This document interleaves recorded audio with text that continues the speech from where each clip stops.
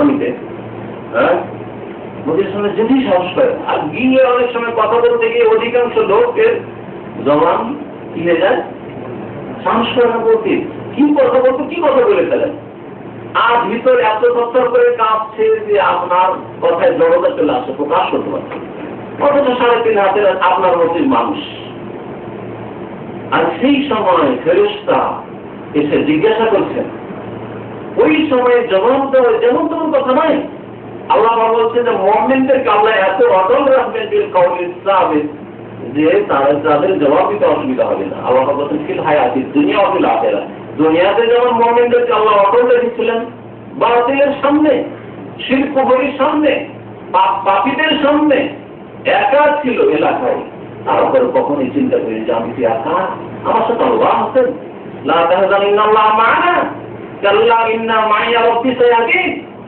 মুসা আলাইহিস সালামের আদর্শ, মুহাম্মদ রাসূলুল্লাহ সাল্লাল্লাহু আলাইহি ওয়াসাল্লামের আদর্শ, আপনি একা থাকলেও আল্লাহ আমাদের সাথে রয়েছেন, আমার সাথে আমার রব রয়েছেন। মুসা আলাইহিস সালাম বলেন এই ঈমান হচ্ছে একজন মুমিনের ঈমান। তাহলে দুনিয়াতেও অটলতা আল্লাহ দান করেছিলেন মুমিনকে, অফিল আখিরাতে মানে কবরের জীবনে, হাসরের জীবনে আল্লাহ পাক অটল রাখবেন। আর এই অটল থেকে ইনশাআল্লাহ তাআলা সেই সালামতে জান্নাতে পৌঁছে যাবে।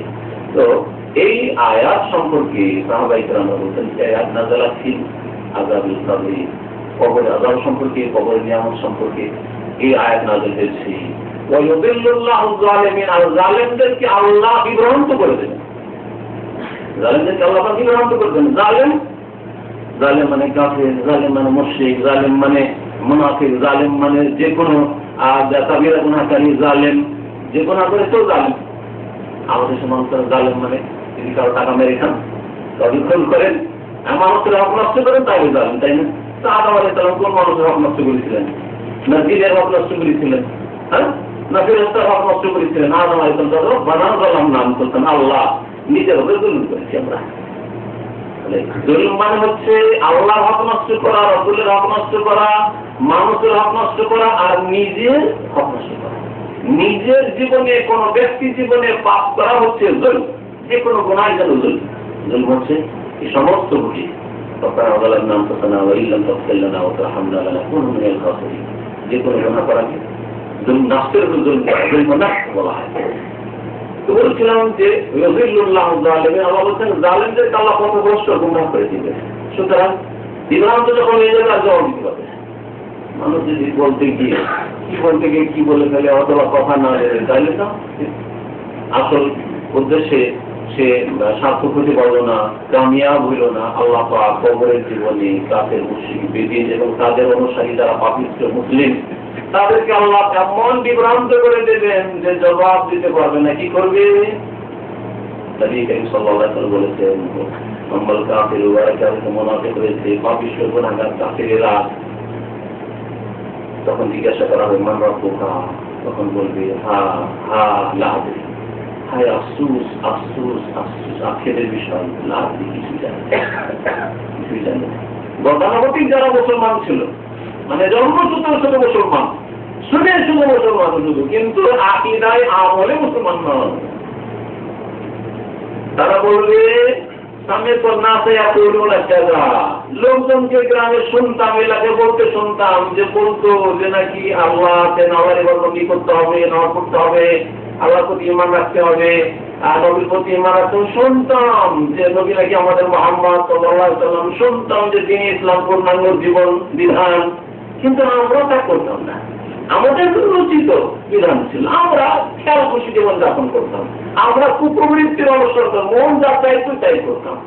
মন চাইছে এটা ভালো, হালাল, হারাম হইল, মন চাইছে এটা খারাপ, খারাপ মন্তব্য করে দিলাম। এই ছিল কুপ্রবৃত্তির অনুসরণের জীবন যাপন।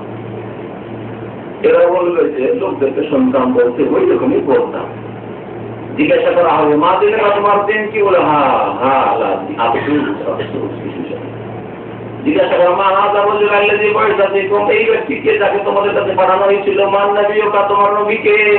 বলে হা হা আফসোস আফসোস আফসোস, কিছু জানি না। জালেমরা প্রশ্নের উত্তর দিতে পারবে না, বিভ্রান্ত হয়ে যাবে। ওয়ায়াহরুল্লাহু মা ইয়াশা, তখন আল্লাহ তাআলা যা চাইবেন তাই করবেন।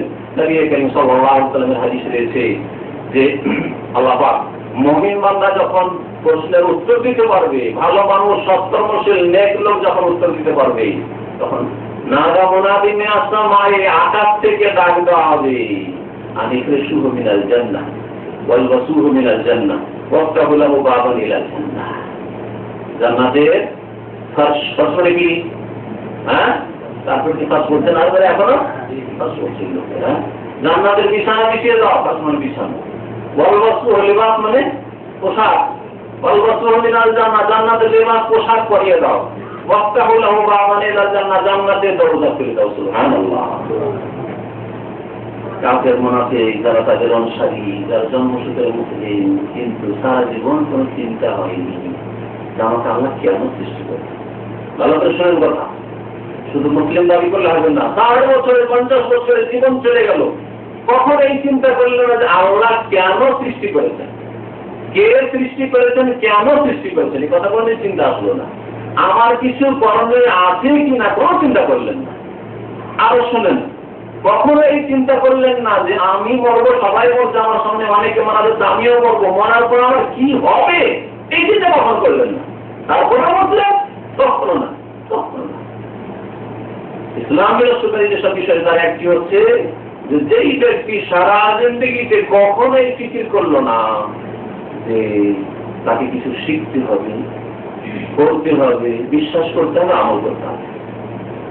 আর এরাদ আন দীনিল্লাহ, আল্লাহর দিন থেকে এমন বিমুখ হয়ে যাওয়া, লা ইয়াতাআল্লামুহু ওয়া লা ইয়ামাল বিহি, না শিখলো না আমল করলো না বিশ্বাস করলো। জন্মসূত্রে মুসলিম চলে গেল, তারা জিন্দেগিটা পার করে দিয়ে এই চিন্তাগুলি কখনো আসলো না। তাহলে মনে করেন যে সেও জান্নাত না, কখনো না। এইরকম লোকদেরকে, পাপিষ্ঠদেরকে যখন প্রশ্ন উত্তর দিতে পারবে না, বলা হবে তাদের সম্পর্কে নাদা মুনাদি মিনাস আসমায়ে, আকাশ থেকে ডাক আসবে, ইখরাজু মিনান নার, জাহান্নামের বিছানা বিছিয়ে দাও। ওয়াল বাসুহু মিনান নার, জাহান্নামের পোশাক পরিয়ে দাও, আগুনের পোশাক পরিয়ে, আগুনের পোশাক হবে। আল্লাহ পাক জাহান্নামীদের সম্পর্কে বলেছেন শুধু আগুনের পোশাক না, আগুনের সাথে এই যে পিচ, যে রোড তৈরি করার জন্য পিচ ব্যবহার হচ্ছে, তাকে রান, যেটাকে বলা হয় কি বলেন সেটাকে আমাদের দেশের ভাষায় আলকাতরা। হ্যাঁ, আলকাতরা। আল্লাহ বলছেন সূরা সারাবিলহুম মিন কাতরান, তাদের পায়জামা হবে, প্যান্ট, ফুল প্যান্ট হবে, তাদের লেবাস পোশাক কি হবে, সিলভার বারুদ বোঝে না, তারাবিলা, তারাবিল একই অর্থে, বাগি আর অবি একই অর্থে। সারাবিলহুম মিন কাতরান, তাদের সিলওয়াল পায়জামা হবে, প্যান্ট হবে আলকাতরা। সুবহানাল্লাহ। আগুন, আর আগুন যদি আলকাতরাকে আগুন দিয়ে গরম করা হয় তো দুনিয়াতে কি অবস্থা হয়, সুবহানাল্লাহ বুঝতে পারছেন। আপনারা যদি জাহান্নামের আগুন দিয়ে যদি গলানো হয় আর গরম করে রাখা হয় কি অবস্থা, কোন লেবাস পোশাক হবে জাহান্নামীদের, জাহান্নামে এবং কবরে জীবনে। নবী করিম সাল্লাল্লাহু আলাইহি ওয়াসাল্লাম বলছেন যে বলা হবে তাদের জাহান্নামের পোশাক হবে না, জাহান্নামের বিছানা বিছিয়ে দাও, ওয়াফতাহু লাহু বাবান ইলান নার, এবং জাহান্নামের দরজা খুলে দাও। হাদিস বড় লম্বা আছে। এছাড়াও বিভিন্ন হাদিসে রয়েছে ওয়াইন্নাহু লা ইউসাল্লাতু আলাল কাফিরি ফি কবরিহি তিসআতুন ওয়া তিসউনা সিন্নিন, কাফিরদের কবরে। আর বেনামাজি সম্পর্কে শেখের বক্তব্য শুনে নেবেন। আমার একটা বিষয় মনে আছে নাকি নামাজের বিধান সম্পর্কে, বেনামাজি সম্পর্কে এই বিধানটাও জান, কারণ আমাদের দেশের মানুষের এই অনুভূতি নেই, চেতনা নেই যে আমি দেশে নামাজি, আমি কোনখানে আছি, আমি আসলে ইসলামে আছি না বাগাই ইসলামে আছি, এই চিন্তাটাই নেই। কাফেরদের ওপর নিযুক্ত করা হবে তার কবরে 99টি অজরসা, পর্যন্ত দর্শন করতে থাকবে, শাস্তি দিতেই থাকবে, এসব শাস্তি হবে। সেই বখারে শোনাই যে কবরে আযাব যখন হয় তখন ইয়াসমাউ মান ইয়ালিয়া গায়রা সাকালে, কবরের আশেপাশে যত জীব জন্তু থাকে, পশু পাখি, গরু, ছাগল, বকরি, কুকুর, বিড়াল সব শুনতে থাকে। গায়রা সাকালে, একমাত্র সাকালে অর্থাৎ মানুষ এবং সাকালে তসনিয়া জীবজন, মানুষ এবং জিন শুধু শোনে না, কারণ মানুষ এবং জিনকে আল্লাহ ইবাদতের জন্য সৃষ্টি করেছেন। মানুষ এবং জিনকে আল্লাহ পাক যদি অবাধ্য হয়ে মরে যায় মানুষ অথবা চিন্তা হলে তাদেরকে কবরে শাস্তি দেওয়া হবে, সুতরাং তাদেরকে শুনতে দেওয়া হয় না। আর গরু ছাগলকে যেহেতু আজাব হয় না, হ্যাঁ, গাড়াকে আজাব হয় না, পাখিকে আজাব হয় না, আর তাদের নিয়ামত নেই, মরে গেলে মাটিতে মিশে গেলে চলে গেল, সেজন্য সব শুনতে পাই। নবী করিম সাল্লাল্লাহু আলাইহি ওয়াসাল্লামের একটি হাদিসে রয়েছে যে তোমরা যদি জেনে নিতে, আওয়াজ একবার যদি কবর আজাবে শুনে নিতে, তাহলে কখনো তোমাদের আপনজনকে দাফন করতে না। লাউলা আল্লাহ তাদাফন, এই যদি আশঙ্কা না থাকতো যে তোমরা কেউ কাউকে দাফন করবে না, মা মরে গেছে, বাপ মরে দাফন করবো, কবর যে আজাব শুরু হবে, কবর যে শাস্তি রয়েছে, এই আশঙ্কা যদি না থাকতো তো তোমাদেরকে দেখিয়ে দিতাম যে কবর, বা শুনিয়ে দিতাম যে কবরে কেমন আজাব হয়। কবর আজাব সম্পর্কে এছাড়াও বহু হাদিস রয়েছে। নবী করিম সাল্লাল্লাহু আলাইহি ওয়াসাল্লাম সেগুলি বলেছেন। সুতরাং কবরের আযাব সত্য, এতে কোনো সন্দেহ নেই। কেউ যদি কবর আযাবকে অস্বীকার করে অথবা সন্দেহ করে, তাহলে সে মুসলিম না। পরকালের প্রতি ঈমান, এটা হচ্ছে ঈমানের কি, হ্যাঁ, ঈমানের একটি স্তম্ভ বা খুঁটি। ঈমান কয়টি খুঁটি? 6টি। ঈমানের বলেছে ইসলামের নাম। আমাদের মানুষ আবার অনেকে যারা 99টি ইসলাম শিখে না, এখানে এসে তারা ইসলাম যারা শিখতে চায় না, তারা যদি ইসলাম কি আর ঈমান কি একা 5 এখানে 5 এখানে, আর ঈমান ইসলামের পার্থক্য বুঝে না। ঈমানের খুঁটি 6টি আর ইসলামের খুঁটি হচ্ছে 5টি। ঈমানের যে স্তম্ভগুলি রয়েছে তার একটি হচ্ছে আল ঈমান বিল আখিরাহ, পরকালের প্রতি ঈমান। অবিল আখিরাতহুম ইউকিনুন, তার আখিরাতে ইয়াকিন করে দৃঢ় বিশ্বাস রাখে। এই আখিরাতের প্রথম কদম, প্রথম স্টেপ হচ্ছে এই কবরের জীবন। তো কবরের জীবনে যা হবে, ভালো লোকের জন্য ভালো আর মন্দ লোকের জন্য মন্দ শাস্তি সাজা, এটা বিশ্বাস করা ফরজ। যদি কেউ বিশ্বাস না করে, অবিশ্বাস করে অথবা সন্দেহ করে, তাহলে সেই ব্যক্তি মুসলমান নয়, যদিও নামাজ পড়ে। কবরের আযাব যে হয়, এই মর্মে কোরআনে কারীমের আরেকটি আয়াত রয়েছে সূরা মুমিনে, ফিরআউন এবং ফিরআউনের সেনাবাহিনী, ফিরআউনের দলবল সম্পর্কে। মুসা আলাইহিস সালামের দল হকপন্থী আর বাতিলপন্থী, সেই জামানার ফিরআউনের অনুসারী যারা। আল্লাহ পাক রব্বুল আলামিন এখানে ফিরআউন এবং ফিরআউনের ভক্তদের সম্পর্কে বলছেন, আন্নার ইউরাদুনা আলাইহা গুদুওয়া ওয়া আশিয়া ওয়া ইয়াওমা তাকুমুস সাআহ আদখিলু আলা ফিরআউনা আশাদ্দাল আযাব। মহান আল্লাহ ইরশাদ করেছেন, আন্নার ইউরাদুনা আলাইহা, ওই লোকদেরকে, অর্থাৎ এই ফিরআউনের বংশধরকে, ফিরআউনের অনুসারীদেরকে জাহান্নামের উপর পেশ করা হচ্ছে। আগুনে তাদেরকে পেশ করা হচ্ছে। আগুনে কি জন্য পেশ করা হচ্ছে?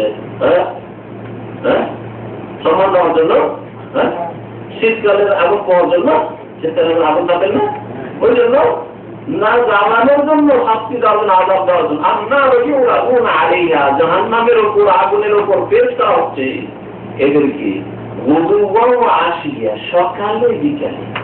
সকাল বিকাল মানে সব সময়। যেমন আমরা আমাদের মাসে বলি, ভাই আপনাকে তো সকাল বিকাল দেখি, তার মানে প্রায় সময় দেখি, এটাই অর্থ।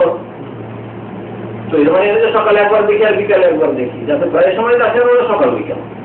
তো আল্লাহ বলছেন সকাল বিকাল তাদেরকে জাহান্নামের উপর, আগুনের উপর পেশ করা হচ্ছে। এটা হচ্ছে ইউরাদুন ওয়া ইয়াওমা তাকুমুস সাআহ, আর যেদিন কিয়ামত কায়েম হবে সেই দিনও জাহান্নামের উপর পেশ করা হবে।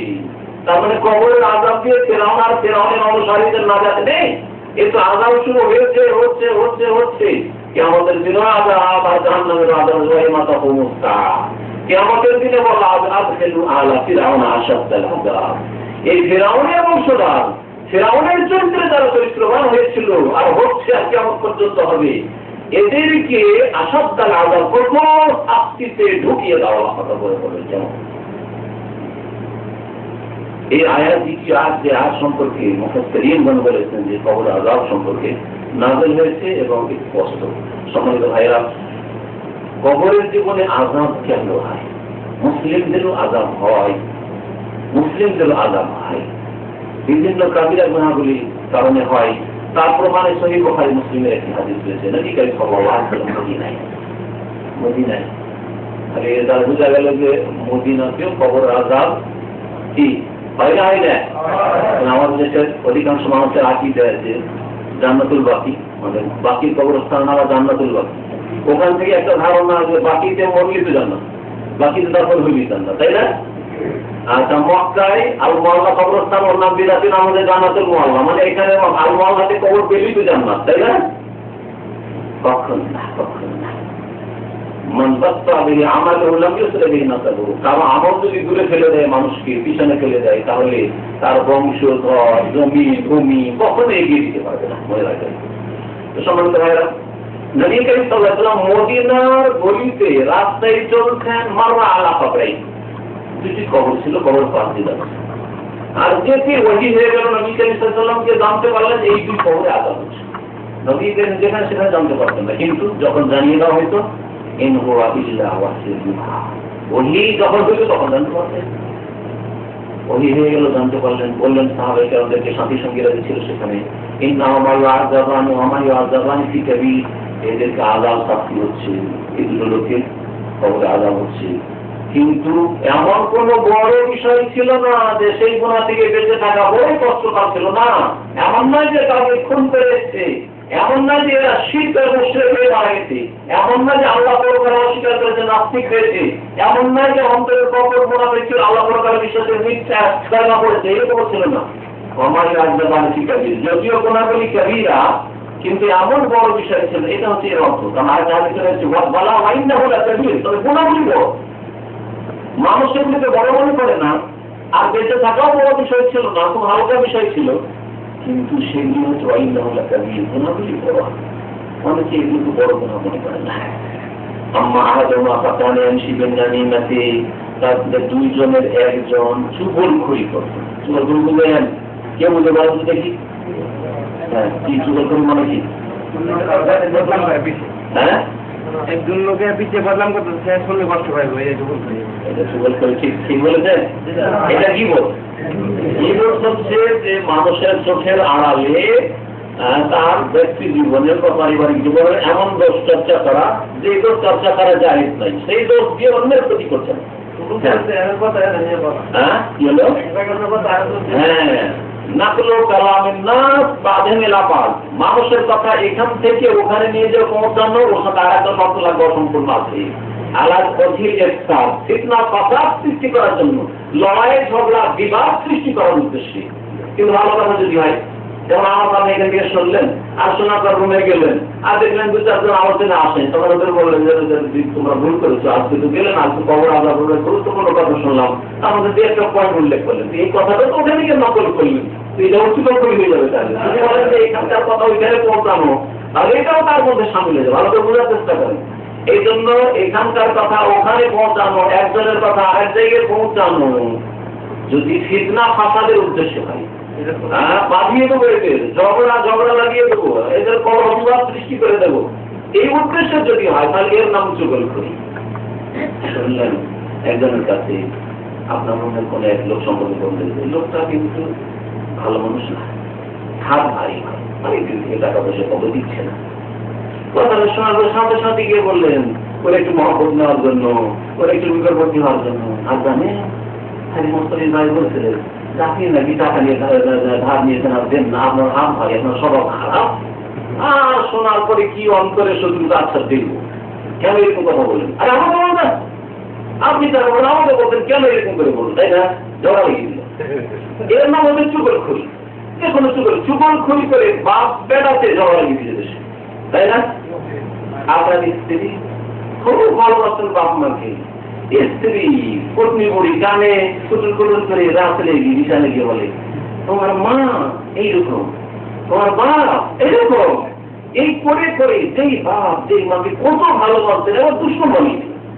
আমার বাপ মা মানুষই না, খালি বউর সাথে ব্যবহার ভালো জানে না, মানুষের সাথে চলতেই জানে না, সারা জিন্দগি মানুষ করলেও।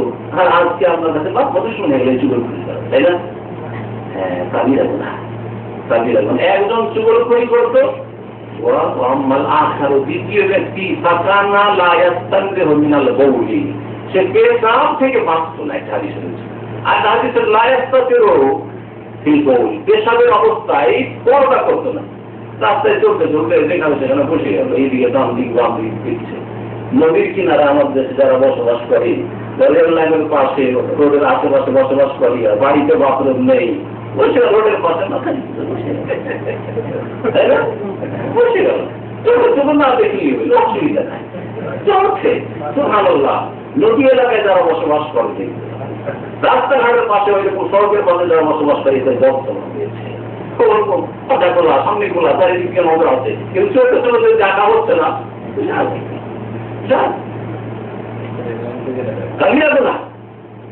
পর্দা না করলেও পেশাব পায়খানা সব পর্দা না করে, আশেপাশ দিয়ে লোক তার পর্দা না করেন, দাবি রাখো না খবর আদালের কারণ।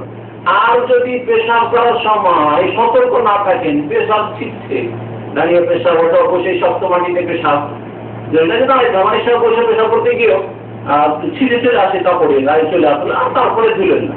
যদি সতর্ক হওয়া সত্ত্বেও ছিঁড়ে চলে আসে, তাহলে আপনি ধুয়ে নেন, কাপড় ধুয়ে নেন, কাপড়ে পড়লে, শরীরে পড়লে শরীর ধুয়ে নেন, না ধুয়ে নেন, না পাক থাকলে। আমার দেশের বেনামাজিরা তারা কি করে, ইচ্ছে করে কাপড়ে পেশাব লাগিয়ে রাখে, ইচ্ছা করে কাপড়ে পেশাব লাগিয়ে রাখি। আর কারো বাড়িতে গেলে যদি উজুর পানি দেওয়া হয়, তাহলে নামাজ পড়তে চাই, কি বলে কাপড় খারাপ। আপনাদের অঞ্চলে আছে না এই কথাটা, কাপড় খারাপ। আমাদের সব মহিলাদের মাসে 7 দিন কাপড় খারাপ থাকে, আর এই পুরুষ বেনামাজিদের সারা জীবনটাই কাপড় খারাপ।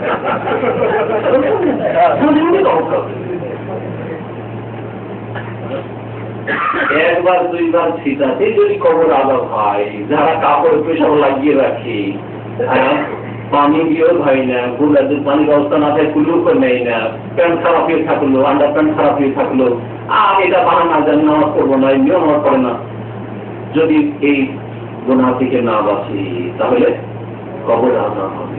এরা কি ছিল, মুসলিম ছিল না? ছিল না। যদি বলেন যে এরা মুশরিক ছিল, তাহলে নবী সাল্লাল্লাহু আলাইহি ওয়াসাল্লাম পেশাবের কথা বলতেন না, নবী সাল্লাল্লাহু আলাইহি ওয়াসাল্লাম এই কথা বলতেন না যে চুগলখড়ি করতো, এর চাইতে বলবো না শিরকের কারণে এদের কবর আযাব বলতেন না। কিন্তু বলেছেন যে একজন পেশাব থেকে বাঁচতো না, পেশাবের বাঁচতে কথা করতো না, আর আরেকজন চুগলখড়ি করতো। সুতরাং বোঝা গেল যে মুসলিমদেরও কাবিরা গুনাহের জন্য কবরে আযাব হবে। কবরে আযাব হয়ে কিছু লোক আছে যারা অনেক ভালো কাজ করেছে, কিন্তু কিছু গুনাহ করেছে, কাবিরা গুনাহ করেছে, তাদের একটা পিরিয়ড পর্যন্ত কবর আযাব হওয়ার পরে ঠান্ডা হয়ে যায়, কারণ তার পানিশমেন্ট হয়ে গেছে। যেমন জেলের সাজা, আসামি 1 বছর ছিল, 1 বছর পরে ছেড়ে দিল বা দেশে পাঠিয়ে দিল। আর কিছু লোক আছে 5 বছর, 7 বছর, 10 বছর, সারা জীবন জেল, তাই না? এইরকম। তো ওই রকমই কবরের জীবনটা, কারো সারা কবরের জীবনটায় আযাব আর আযাব থাকে। তারা ওই রকম অনেক কাবিরা গুনাহ করেছে, কাফের অবস্থা মরেছে, মুশরিক অবস্থা মরেছে, সারা জিন্দগি কখনো চিন্তা করেনি যে আমার কি হবে মতের পরে।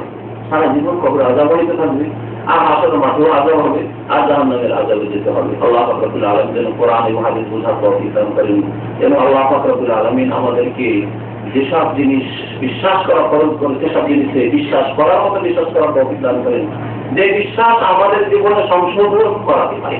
সম্মানিত ভাইরা, কবরের আযাব আলোচনা করা মানে কিচ্ছা কাহিনী নয়।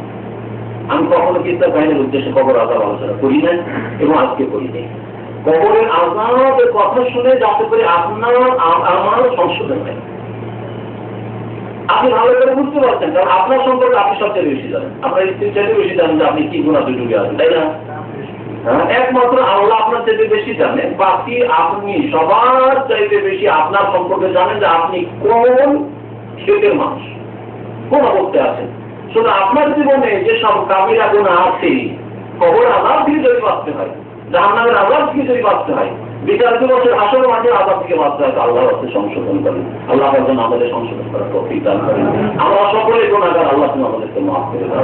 আল্লাহ রাব্বুল আমাদেরকে ভালো জীবন যাপনের জন্য তৌফিক দান করেন। আল্লাহ আমাদের নেক আমলের জন্য তৌফিক দান করেন। আল্লাহ পাক আমাদের আকীদা শুদ্ধ করার তৌফিক দান করেন, সঠিক ইলম শিখার জন্য তৌফিক দান করেন, এবং ভালো আমল করার তৌফিক দান করেন। 5 ওয়াক্ত নামাজ কায়েম করার জন্য আল্লাহ পাক তৌফিক দান করেন। আল্লাহ পাক আমাদের ফরজ ওয়াজিব হেফাজত করার জন্য তৌফিক দান করেন। হারাম নাজায়েজ কাবিরা গুনাহ থেকে আমাদের বেঁচে থাকার জন্য আল্লাহ পাক তৌফিক দান করেন। সাল্লাল্লাহু আলা নবিয়িনা মুহাম্মদ ওয়া আলা আলিহি ওয়া সাহবিহি।